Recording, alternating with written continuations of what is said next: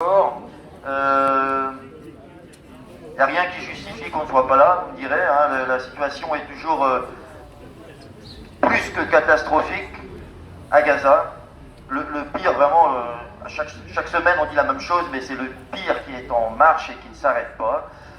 Hier, vous avez peut-être entendu aux infos cette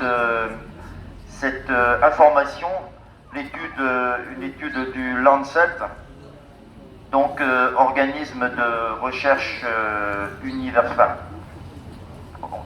unanimement reconnu comme étant un des plus sérieux, un des plus fiables, etc., qui, sur les jusqu'au mois de juin, sur les 9 premiers mois de la guerre depuis le 7 octobre 2023, a mis en évidence avec des méthodologies scientifiques que personne ne récuse, le fait que les chiffres du Hamas, que certains contestent, parce que je me rappelle moi d'avoir entendu par exemple Caroline Fourest, personnalité bien connue sur les plateaux de la télé en France, dire qu'il fallait, voilà, où elle disait qu'il fallait les diviser par 10, ces chiffres-là, les chiffres du Hamas. Le Lancet, qui a une méthodologie autrement plus scientifique que Caroline Fourest, je pense, dit qu'en fait, ils sont largement sous-estimés, qu'au mois de juin, on en était déjà à bas mot, selon leurs études, selon leurs projections, à 60 000 morts. Donc aujourd'hui, 6 mois plus tard, je ne sais pas où on en est, mais bon, ça donne une mesure de la catastrophe en cours, du génocide en cours,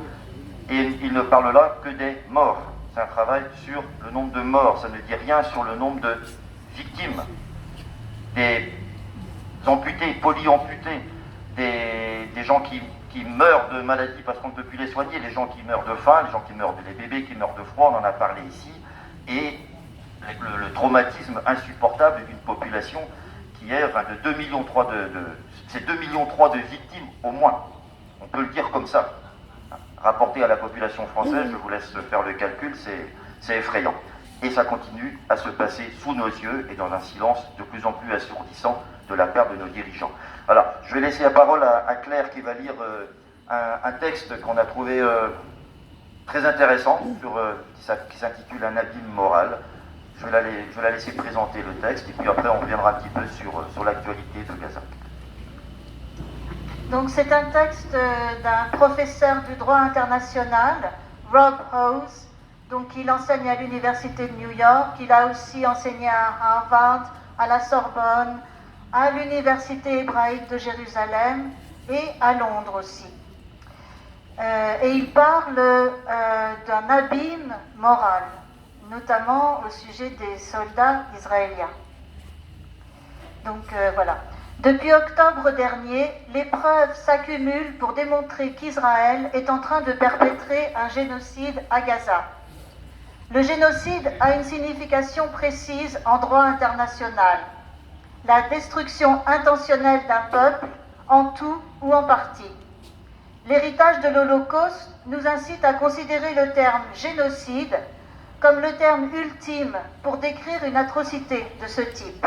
Pourtant, il y a des limites à l'utilisation de ce seul terme juridique pour expliquer et exprimer l'immoralité de ce qui se passe à Gaza. Pour moi, dit-il, aucun concept juridique ni aucune infraction pénale ne peut rendre compte des horreurs commises à Gaza. C'est plus qu'un génocide, c'est une tuerie joyeuse et sans retenue. Je fais référence ici avant tout à la manière festive dont les soldats israéliens enregistrent leur destruction à Gaza sur leur smartphone. Une pratique si répandue qu'elle a attiré l'attention même des médias grand public, habituellement réticents à examiner Israël de près, comme par exemple le Washington Post. C'est une chose de tuer des enfants devant leur famille, de détruire et de profaner des lieux saints, de piller même les moyens de survie comme la nourriture et les vêtements. Mais de là à s'en vanter et à en plaisanter, le droit moderne de la guerre et la discipline militaire moderne s'articulent autour de l'idée qu'avec une formation adéquate, y compris l'enseignement du droit humanitaire, les soldats peuvent exécuter des ordres de détruire et de tuer tout en faisant preuve de retenue professionnelle. Ils peuvent être aussi meurtriers que nécessaire pour atteindre les objectifs militaires, tout en agissant conformément à un code moral et juridique. Comme on le constate aujourd'hui en Afghanistan et en Irak, le coût psychique de la conciliation de ces exigences est énorme pour les soldats. Le syndrome de stress post-traumatique semble être la règle. Nous savons également que certains soldats craquent sur le champ de bataille, d'autres ne le font pas. Alors, Ford Madox Ford, un écrivain qui a connu les tranchées de la Première Guerre mondiale, fait dire au narrateur de l'une de ses nouvelles « Beaucoup sont allés au-delà de la limite de la déraison, mais beaucoup sont restés, par la grâce de Dieu, juste de ce côté de la limite. La conscience et la guerre ne sont pas incompatibles en tant que telles. » Voilà. Alors, qu'en est-il pour Israël ? Comme l'a montré l'Afrique du Sud dans les premières étapes de son procès pour génocide contre Israël devant la Cour internationale de justice, les dirigeants militaires et politiques d'Israël ont à maintes reprises demandé à leurs soldats de tout détruire, de supprimer toute contrainte, une invitation à franchir la limite, pour reprendre ces termes.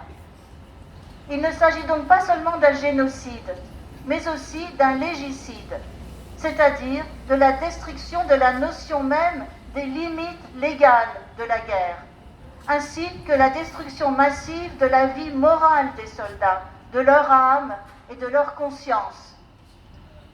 La joie perverse de tuer n'est pas née à Gaza. Selon Friedrich Nietzsche, les anciennes sociétés connaissaient, comme il disait, la pure satisfaction de pouvoir exercer sans scrupule un pouvoir sur quelqu'un qui est impuissant. La grande joie et le plaisir de la cruauté. Ce vieux penchant humain, cependant, dit notre professeur, n'a jamais été expurgé de la condition humaine, même après plusieurs génocides et 2 guerres mondiales. Les tueries joyeuses sont récurrentes dans l'histoire de l'humanité. Lorsqu'on parle de génocide aujourd'hui, il est à la fois juridiquement et moralement correct de mettre l'accent sur les habitants de Gaza, qui sont les principales victimes.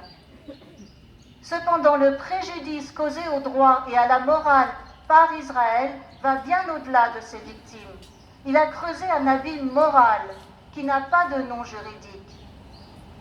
Certes, le droit international humanitaire prévoit des infractions juridiques qui s'étendent à des pratiques telles que l'humiliation des victimes et les atteintes à leur dignité humaine. Une partie de ce que nous voyons sur les smartphones des soldats israéliens relève probablement de cette catégorie. Les tribunaux internationaux peuvent, dans une certaine mesure, tenir compte de l'attitude avec laquelle les soldats tuent. Des facteurs aggravants qui comprennent la cruauté particulière. Mais rien de tout cela ne rend compte complètement ou exactement de l'effondrement de la moralité que représentent ces selfies et les actes qu'ils documentent avec une joie exaltante. Ce n'est pas seulement le peuple palestinien qui devra se remettre de ce génocide, qui est plus qu'un génocide, mais l'humanité elle-même.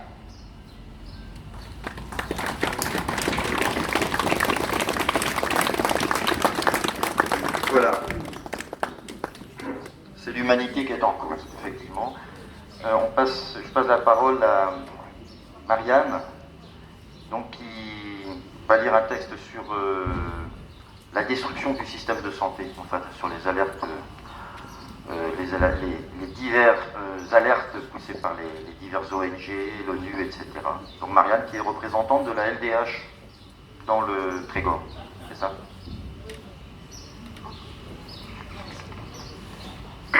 Oui, alors c'est un texte de... C'est un condensé, d'accord. Oui, c'est ça. Voilà un texte d'origine anglaise, sans doute. Des réactions ONU et ONG aux destructions d'hôpitaux.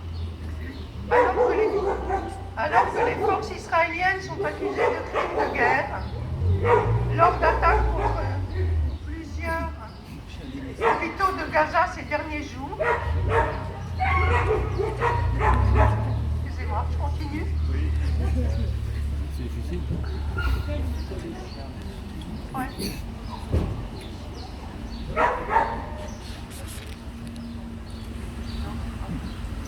Bon, Francesca Albanese, la rapporteure spéciale des Nations Unies sur les territoires palestiniens occupés, a supplié lundi la communauté médicale mondiale de répondre en coupant les liens avec Israël. Elle dit « J'exhorte les professionnels de la santé du monde entier à poursuivre la rupture de tous les liens avec Israël comme moyen concret de dénoncer avec force la destruction totale par Israël du système de santé palestinien à Gaza, un outil essentiel de son génocide en cours. » Et elle a écrit cela sur Twitter, la plateforme de médias sociaux. Albanese a amplifié un post du docteur Rupa Maria, l'un des défenseurs les plus virulents des droits de l'homme palestiniens dans la communauté médicale américaine. Le docteur Rupa Maria appelle les forces israéliennes à libérer le docteur Hussam Abu Safia, directeur de l'hôpital Kamal Adwan à Beit Zaya. L'OMS, l'Organisation mondiale de la santé, s'est déclarée lundi, je cite, horrifiée par le raid sur l'hôpital de Kamal Adwan et l'a appelé démantèlement systématique du système de santé à Gaza par les forces israéliennes. Le directeur général de l'OMS, Tedros Adhanom Ghebreyesus, a condamné et exigé la fin des attaques israéliennes contre les hôpitaux de Gaza. Les hôpitaux de Gaza, a-t-il déclaré, sont une fois de plus devenus des champs de bataille et le système de santé est gravement menacé. Nous le répétons, arrêtez les attaques contre les hôpitaux. Les habitants de Gaza ont besoin d'accéder aux soins de santé. Les humanitaires ont besoin d'un accès pour fournir une aide sanitaire. Cessez-le-feu. Lundi, le CICR, Comité international de la Croix-Rouge, a déclaré dans un communiqué que les hostilités répétées dans et autour des hôpitaux ont effacé le système de santé dans le nord de Gaza, mettant les civils à un risque grave, inacceptable de se retrouver sans soins vitaux. Le CICR réitère son appel urgent au respect et à la protection des installations médicales conformément au droit international humanitaire, ajoute l'OMS. Cette protection est une obligation légale et un impératif moral pour préserver la vie humaine. Un rapport au Comité des droits de l'homme de l'ONU documente les attaques contre les hôpitaux entre le 12 octobre 23 et le 30 juin 24, avant que l'hôpital Kamal Adwan ne soit détruit ces derniers jours. Au cours de cette période, l'armée israélienne a lancé au moins 136 frappes contre au moins 27 hôpitaux et 12 établissements médicaux, tuant et blessant des patients et du personnel médical, ainsi que d'autres civils, et causant des dommages importants, dit le rapport, sinon la destruction complète des infrastructures civiles. Plus de 500 professionnels de la santé ont été tués à Gaza pendant la période couverte par ce rapport. La destruction épouvantable, dit le Haut Commissariat aux droits de l'homme, de l'hôpital Kamal Adwan et des environs n'est pas une anomalie, a déclaré le Haut Commissariat dans un nouveau rapport, et reflète plutôt un modèle d'attaque qui a commencé en novembre 23 lorsqu'Israël a lancé sa première opération militaire contre le complexe médical Al-Shifa. Le Haut Commissariat aux droits de l'homme, Volker Turk, déclare « Comme si les bombardements incessants et la situation humanitaire désastreuse à Gaza ne suffisaient pas, le seul sanctuaire où les Palestiniens auraient dû se sentir en sécurité est en fait devenu un piège mortel. » Et il dit « La protection des hôpitaux pendant la guerre est primordiale et doit être respectée par toutes les parties en tout temps. » Voilà. Ouais, donc c'était un un condensé d'articles du média d'information Common Dreams sur la responsabilité, sur la stratégie d'Israël du chaos, qui rejoint un petit peu, je ne sais pas si certains ont vu le très bon article du Ouest France paru cette semaine sur la situation à Gaza, donc qui relate le retour de mission, de 2 mois de mission d'une responsable de MSF à Gaza, et qui explique comment Israël organise le chaos, notamment autour des distributions alimentaires, qui font qu'aujourd'hui, effectivement, posséder un sac de farine, c'est dangereux, parce que les distributions, jusqu'à là, Israël bloque les camions, tout se passe bien donc du côté israélien, ensuite on bloque les camions, on fait passer un minimum de marchandises, bien sûr, les gens sont affamés, se précipitent, et quand les autorités de Gaza ont essayé d'organiser les choses, envoyer la police de mettre un cadre, Israël est intervenu pour disperser tout ça. C'est-à-dire qu'ils organisent le chaos de façon très claire. Et après, ça permet de dire aussi d'avoir un discours qui permet de dire, vous voyez, comme ce sont des sauvages, hein, pas capables de s'entendre entre eux. Voilà, c'est absolument épouvantable. On revient en France. Voilà, on parlait tout à l'heure du silence assourdissant, et donc Gérard va vous lire un extrait d'une enquête qui est parue dans Mediapart, qui peut permettre de comprendre ce qui se passe et l'évolution du monde politique en France vis-à-vis d'Israël, c'est-à-dire le lobbying, l'importance du lobbying qui est fait au sein même de nos institutions. Oui. Je vais vous parler d'Elnet. Cela ressemble à une marque de lessive ou une entreprise d'hygiène, de propreté, de nettoyage, mais c'est un puissant lobby pro-israélien qui déploie son influence en France. Donc ce que je vais vous lire, ce sont des extraits d'un article publié le 29 décembre dernier dans Mediapart. Depuis 2017, ce lobby a envoyé une centaine de parlementaires français tout frais payés en Israël. Sur les photos, ils posent souriants devant le mur des lamentations, l'air concentré dans une salle de réunion du ministère des Affaires étrangères israélien, ou la mine grave lors d'une visite d'un kibbutz attaqué le 7 octobre.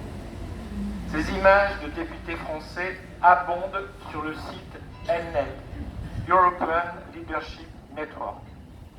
Ces séjours, tout frais compris, coûtent environ 4 000 € pour 4 jours et promettent des rencontres au plus haut niveau avec des intellectuels, des ambassadeurs, des officiers de l'armée israélienne, mais également des visites à la Knesset, à Yad Vashem et sur les bases militaires à la frontière avec les territoires palestiniens.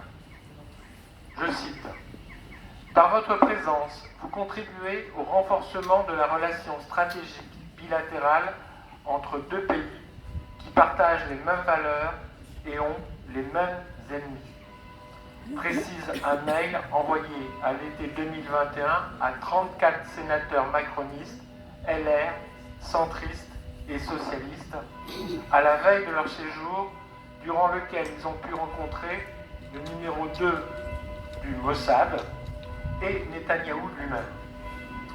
Depuis le 7 octobre, Elnet a renforcé son action.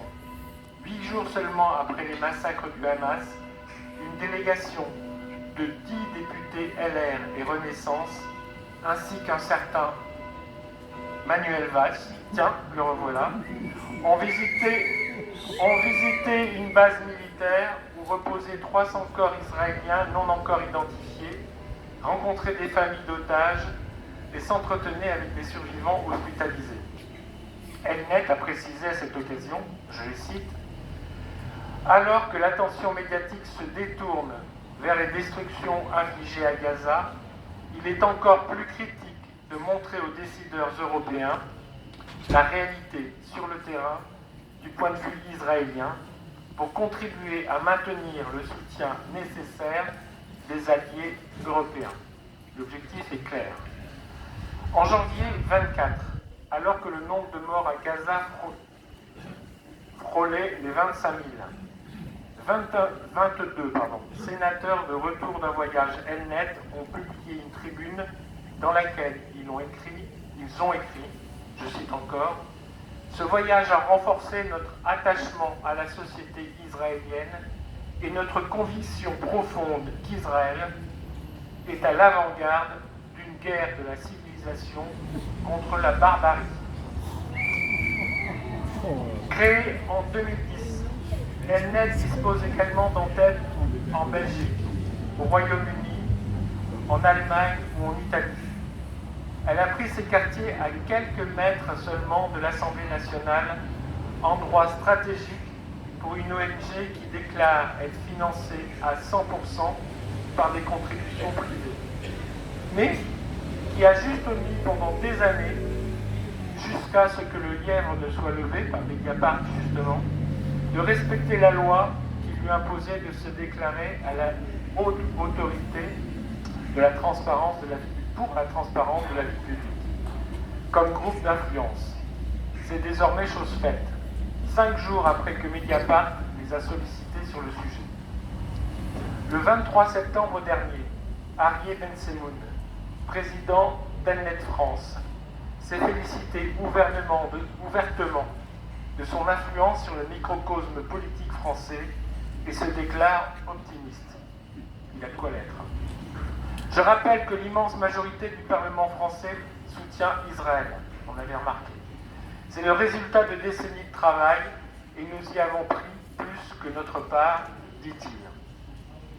De fait, au fil des ans, les débats sur Israël et Palestine ont peu à peu changé le ton dans une Assemblée nationale qui affichait auparavant une ligne plutôt bienveillante à l'égard de la cause palestinienne. On devrait plutôt dire à l'égard du droit international.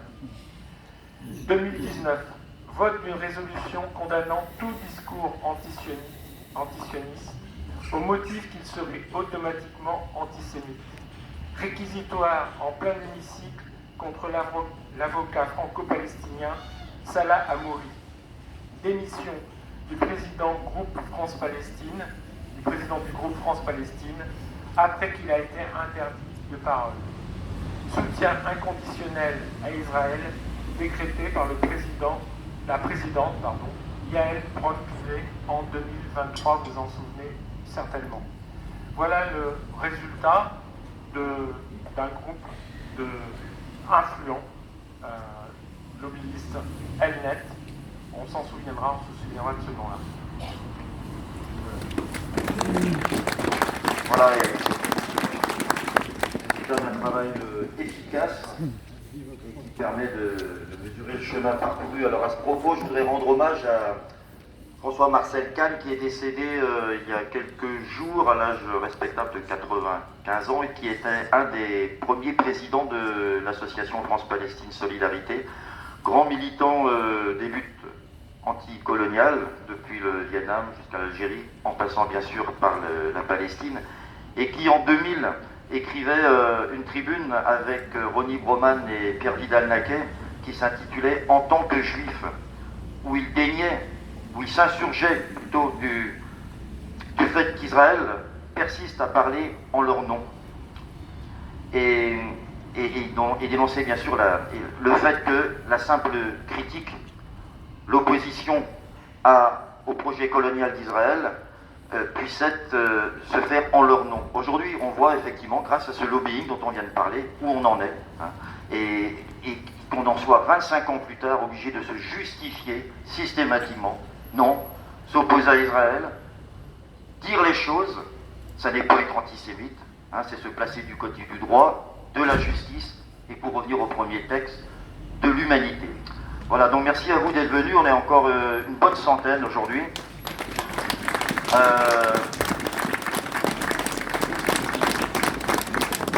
ne faut pas s'en réjouir, ça veut dire que les choses ne vont pas dans le bon sens. Dans les nouvelles de la semaine, j'ai entendu, on aurait presque envie d'en rire si c'était drôle, mais ça n'est pas drôle. Vous avez peut-être entendu comme moi l'occasion d'un flash qu'Anthony Blinken, envoyé des USA pour le Moyen-Orient, a déclaré qu'on n'avait jamais été aussi proche d'une trêve dans les négociations entre Israël, etc. etc. J'ai entendu ça une fois dans la semaine et puis plus rien depuis. Ça fait je ne sais combien de fois qu'on nous sert ce genre de nouvelles. C'est pitoyable. Voilà, nous on continue. On vous donne rendez-vous donc pour samedi prochain. Mais dès demain, si vous êtes là, c'est le début de la quinzaine de la Palestine en Trégor, avec un hommage qui n'est pas tout à fait complètement centré sur la Palestine, mais un hommage à une cinéaste libanaise demain au Café Théodore à partir de 15h.